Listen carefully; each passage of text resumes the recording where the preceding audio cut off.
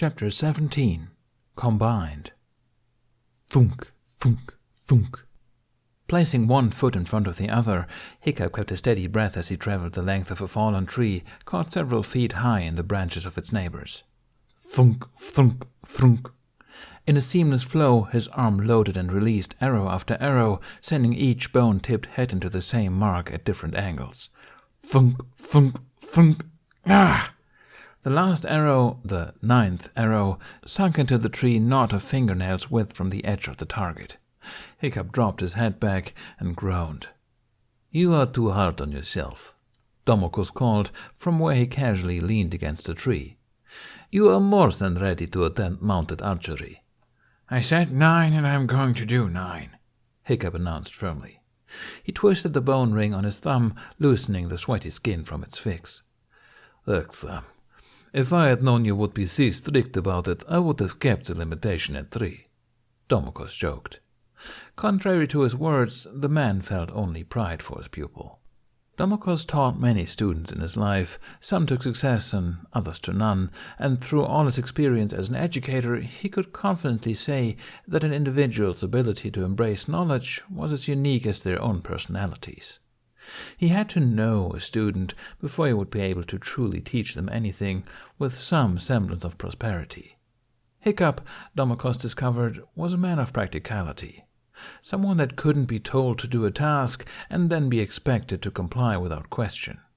Hiccup had to find the meaning in something. There had to be a direct point or purpose before he would willingly commit himself.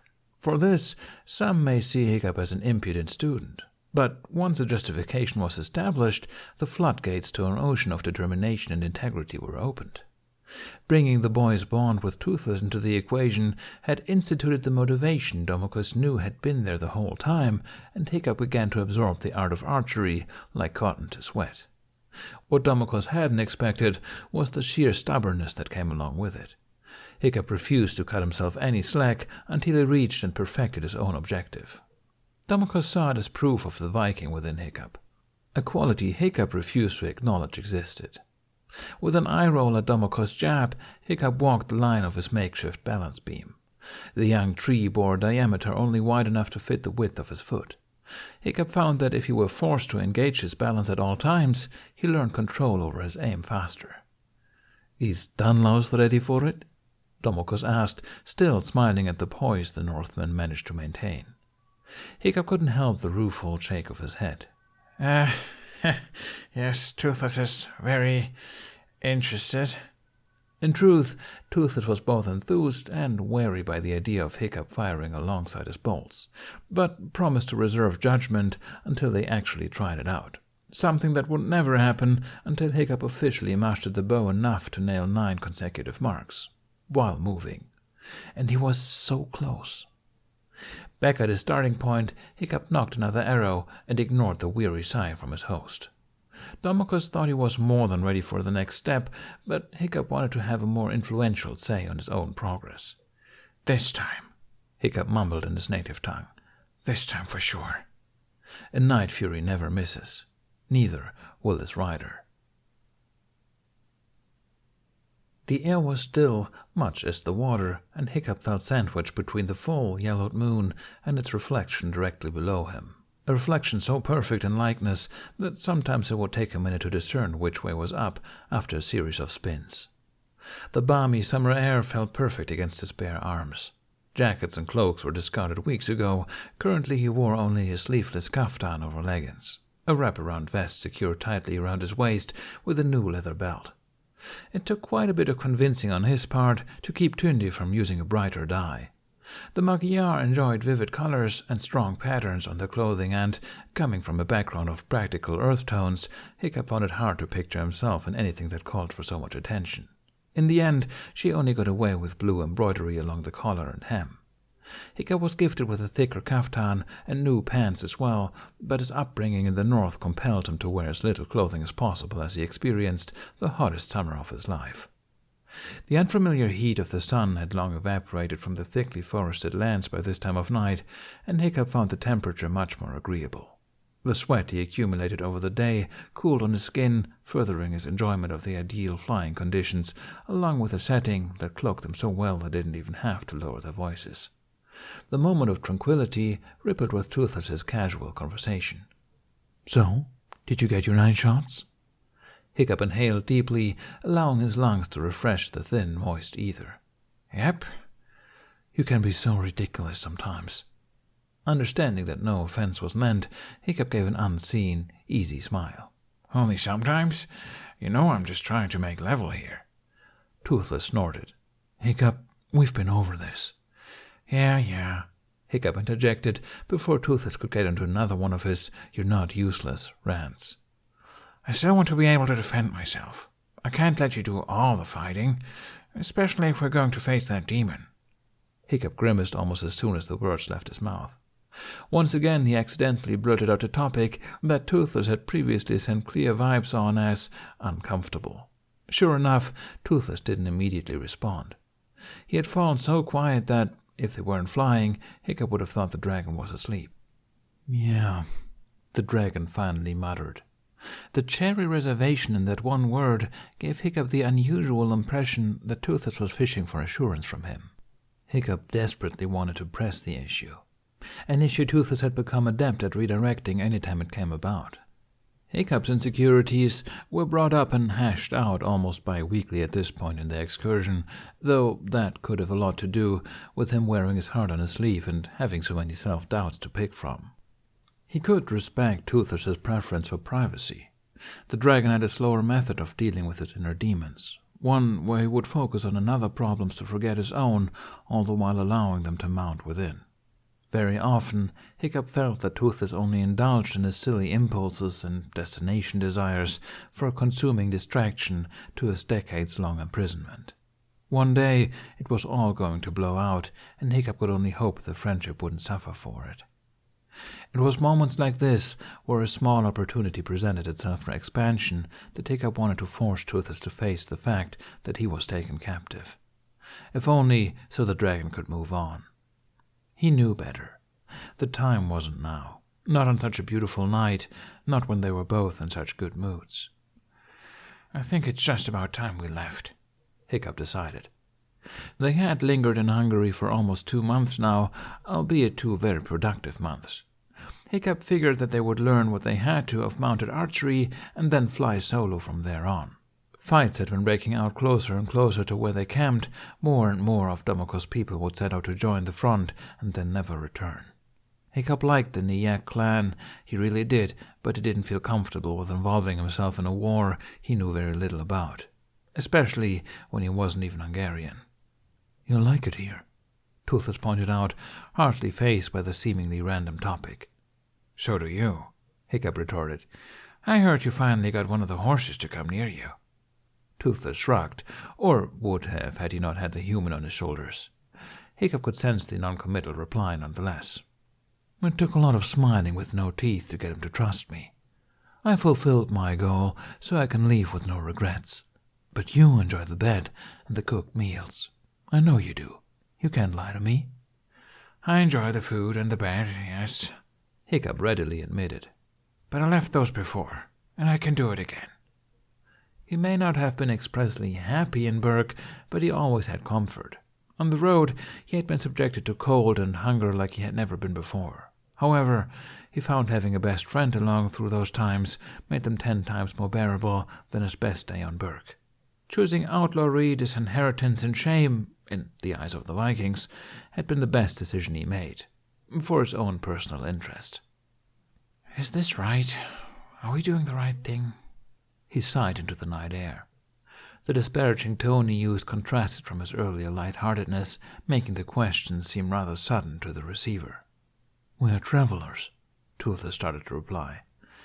"No one of the tribe expects us to become family or anything, except perhaps that little dark-haired girl that follows your Ow!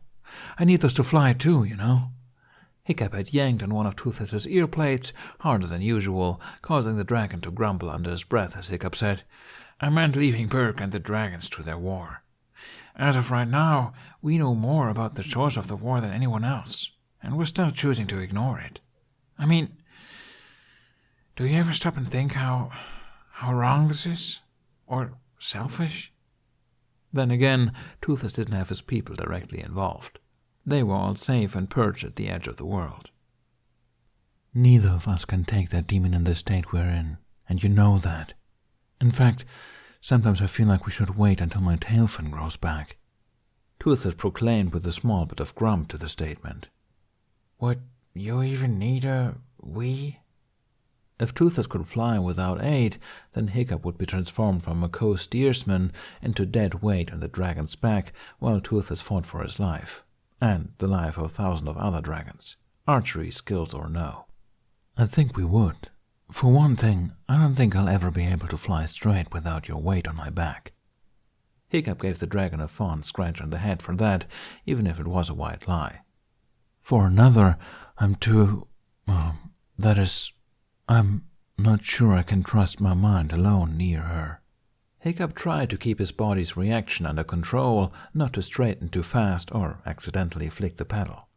He wanted to play it cool and not scare Toothless into climbing up again, for he may have just unwittingly confirmed what Hiccup always suspected, that the dragon's pride was hurt so badly by the demon that he refused to face his past. And for a dragon, or a night fury at any rate, pride was an attribute held in the same esteem as courage. Pride and self-confidence, two virtues Toothless liked to have in abundance, and two virtues that took a large blow when he was enslaved. We don't have to go back, Hiccup forced himself to say. If it was that painful for Toothless to return, then he would stand by his best friend's side, for as long as it took the dragon to heal. No, we don't, Toothless agreed. He was still being ambiguous about his responses regarding the plan, and Hiccup found it frustrating. The more they moved forward, the closer they came to going back, and soon Toothless would be obligated to determine how ready he felt in confronting his captor. But I know how important it is to you to stop this war. In fact, we could head back now. Hiccup could hear the poorly concealed anxiety in Toothless's words, and knew he must have sounded the exact same when he offered to never go back. They kept moving, but they seemed so stuck. No matter their feelings and the history spurring their travels, they always led back to the middle ground. They weren't ready to return, they couldn't let go of the past. He sighed, unable to enjoy their nightly flight, now that his mind was stuck on the demon and their journey and Burke. No, we can keep up our selfish, unhero routine. I just can't help but feel a little bad about it all. I mean, I know my dad is going to be doing his summer nest hunt, and now I know what's in that nest, but I don't know what... Wait! Hiccup could feel Toothless jerk a bit in his glide. Your dad actually seeks out the dragon's nest? Well, yeah, Hiccup dismissed, feeling it was an obvious tactic. If someone continually attacks your home, you go to theirs to make them stop. How? By water? Sailing, yeah. Why?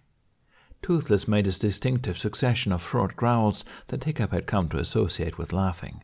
We noticed the ships caught in the rocks before, some that were actually held in the air during the low waters. I assumed those were accidents, not hunters. Why? Hiccup asked again, stressing the word. He couldn't understand what was so funny about trying to find the source of a village's problems. What were they supposed to do? Just sit back and wait for the dragons to come every month or so? They never find anything, do they? Toothless asked, and without waiting for a response carried on. It's a maze. It's a labyrinth. We only get through it by the pull she sends. A ship certainly wouldn't make it there, not when navigated by humans. Hiccup had his mouth open to say something, anything, to defend his father's decisions, but found he had nothing to argue for. Then that means... That meant it was all pointless. The time, the men, the boats, all lost for nothing. Hiccup groaned loudly. I wish I could tell him not to bother, he whispered. He felt a chill and knew it had nothing to do with the high altitude. He knew more about the war than several generations of Vikings before him, and, to top it off, he was the last person on the earth that any Burkian would listen to. His father may not have been the most appreciative father, but he still loved Hiccup in his own, extensively Viking way.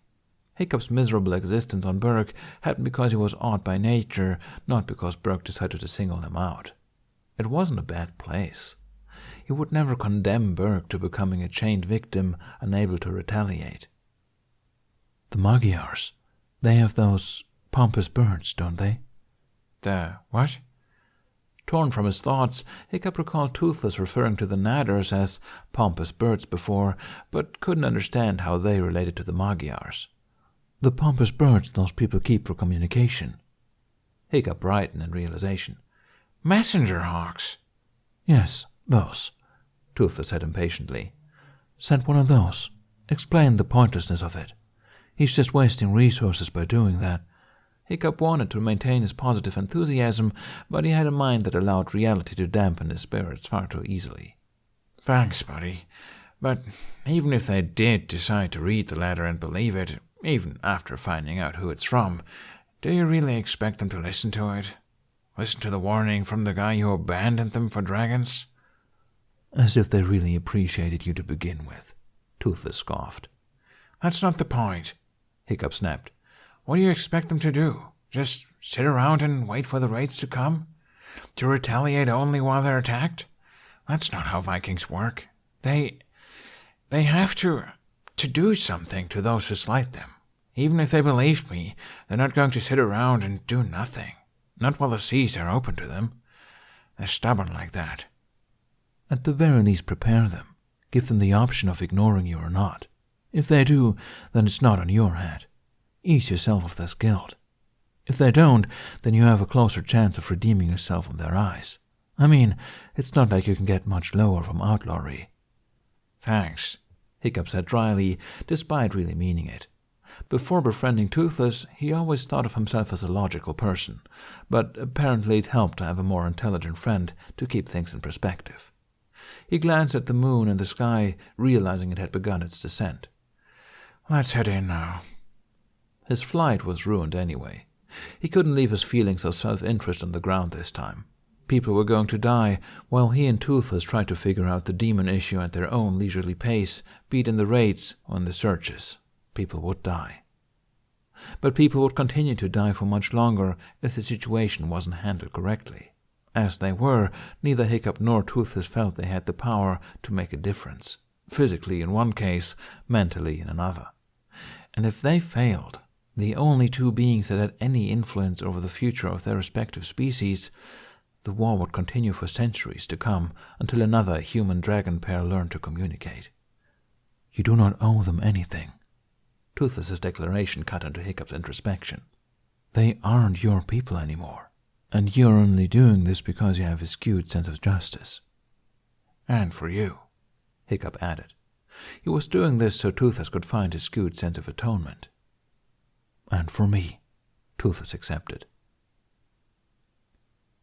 You want me to what? The smile Domokos bestowed upon Hiccup looked more malicious than encouraging in the boy's humble opinion, as if the latest exercises in his training weren't terrifying enough. In his time with the Magyars, Hiccup developed grounded control over his body, gaining a grace he never thought he would find in his lifetime, only to have it taken away as he slowly learned mounted archery.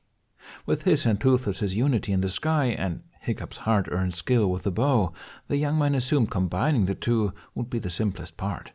He had not anticipated the loss of command on both ends, as his plan to leave soon was pushed back day by day.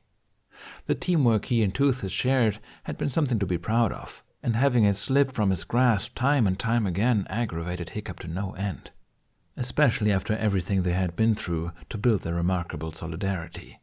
Toothless apparently shared these sentiments because the dragon had gotten ticked at Hiccup on more than one occasion for a delayed fin adjustment. Something had changed to cause the loss of coordination. Either his own divided awareness or his increased attention to Toothless's role became that much of a distraction. Hiccup now had to consider his surroundings, his target, more thoroughly rather than simply sense the movements of the dragon's body. That's not to say he was a total lost cause. Like with anything he set his mind to, Hiccup steadily began to get the hang of the art. When he wasn't practicing, pitching in along the riverbanks and firing on obvious targets in the heart of the sweep, he observed other Magyars on horseback. He took in what he could from where he could, applying it to his own situation, and, little by little, he was able to maneuver his foot and arms at separate intervals and flip his hit-to-miss ratio to his favor. Hiccup figured all he needed was to practice constantly, with or without the supervision of the Niek. At least, he did until Domokos declared he needed to maintain the same accuracy at night as he had in broad daylight, with the most horrifying learning method Hiccup had ever heard of. And that included Gobber's learning-on-the-job approach. To make matters worse, Domokos bore that smile all throughout his explanation, the one that said he was laughing at Hiccup's disconcertment. "You cannot be serious." "But he is not very," the older man emphasized. "His element is the night.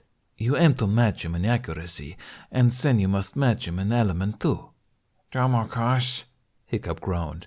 "It will be fine. You have the weaker side. Training like this will only improve your teamwork, and make up for the control you lose in adding bowwork." But this, really?" Domokos remained unabashed in the face of his student's trepidation. "If you practice in the daytime, it will be safer for the both of you." Hiccup goggled. "Safer? You want me to stop laughing?" "I am sorry, my friend, but your reaction is funny." Domokos made a poor effort to sober. "I am not doing this to harass you, I promise you this. You can communicate with Thanos, can you not? This should help you greatly in regaining the control you lose when adding weaponry to your flight." Hiccup stared blankly at the long strip of cloth held out for him to take, a blindfold.